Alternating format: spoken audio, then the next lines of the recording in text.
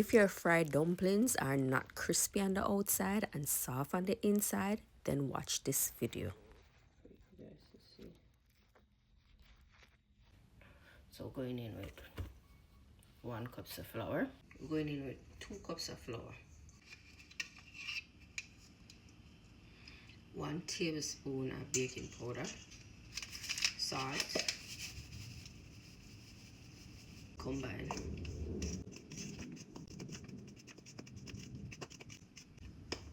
Alright. Now I'm gonna run it through a sieve.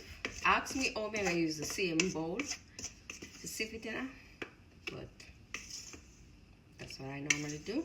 That's what I'm doing right now. Spread that one side. Let me get rid of this.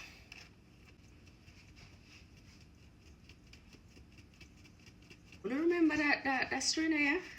That strainer, yeah, I use one time and it broke off on the video, and I did post it with me. I make the rice and peas, and I squeeze the coconut milk and it just pop off.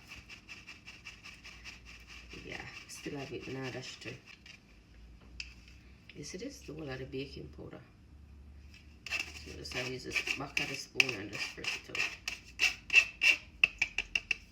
Now I'm gonna knead the dough with some whole milk. Some people use butter, but from me know myself, once I have milk. If I don't have milk, water.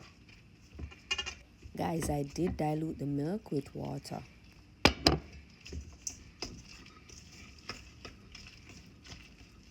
You don't want to knead it stiff. And so this is what we have. Just grab the flour and squeeze it. It is a little soft, but that's the way you want it.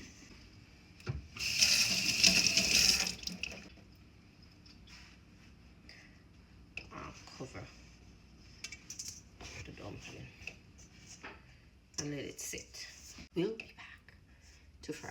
So what you do next, so the flour, make sure you have a little flour at the side to dust, because the dough is sticky.